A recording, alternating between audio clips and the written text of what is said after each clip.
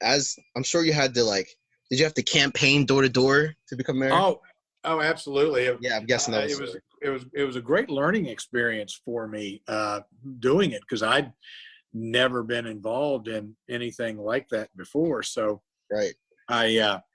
What I did was I talked with some people who had run for office before, both successfully and unsuccessfully, and sort of figured out a path of what were the things you were supposed to do and what were the things you weren't supposed to do.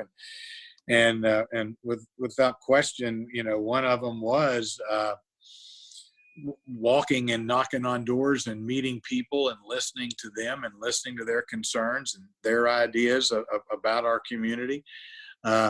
There's a little bit of, when it comes to walking and knocking, there's a little bit of an art to it. There's a little bit of a science to it. A lot of science and a little bit of art on figuring out which doors you knock on. I mean, you go down to the Board of Elections and you find out who initially. It's like the mayor's elections in Cumberland aren't the presidential election years. They're the off years that would be when the governor's elected. So there you go down and you get the statistics from those elections that have taken place, and who voted in the primaries and who voted in the general election.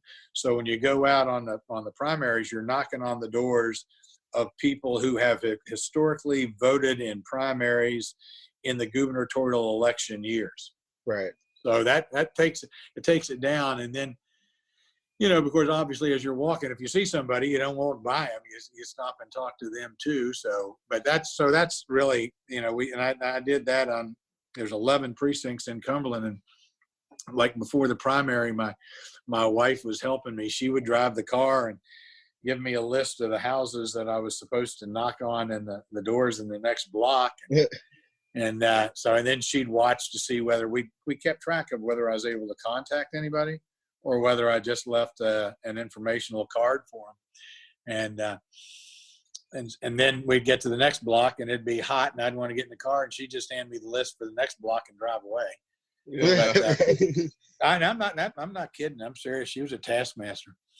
But and what I did, I walked all 11 precincts, and then we went back. And I went back to the houses where I had left the rack card, but nobody had been home.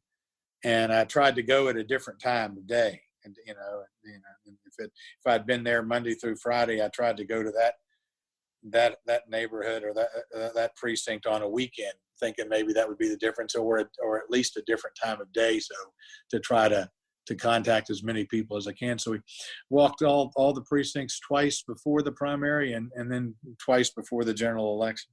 But how did you come across that information of who voted during that time? Like how's that made public to you or to anyone? The Board of Elections, Allegheny County Board of Elections down on Kelly Road. You can go down there and they'll give you a form. You can get up to 8 elections that they'll give you, and you sort of pick the ones that you want. So like in that case, like I was saying, that I didn't want the presidential years, I just wanted the gubernatorial years. So and they'll give it to you on an Excel spreadsheet. I mean they'll give you a disc that you download onto your computer, and then you just play with the Excel, slice and dice, take out what you don't want, because it shows all 11,000 voters. Right. So you have to take out the ones that, and then and so that's obviously if it's two voters in the same address, it shows you both people. So you do a little massaging on it on the data to get what you want. Yeah. But yeah, I think the cost of that was like $75 is all. All right. I thought they were giving it for free. I was like, no, that's not information. There's a service charge. Right. Yeah. They got a fee for everything. I should say, I guess we have a fee for everything. Right. Yeah. So going into wanting to be mayor, what problems did you set out that you wanted to try and fix? That you want to try and fix? I looked at a lot of the issues and concerns in Cumberland, and you look at, to me, sometimes I hate to say this, I just didn't feel like people were working well together. It just seemed to me more than anything that there was a disconnect between the city and the county and the things we were trying, the things that needed to get done, both on the economic development side and also in the services.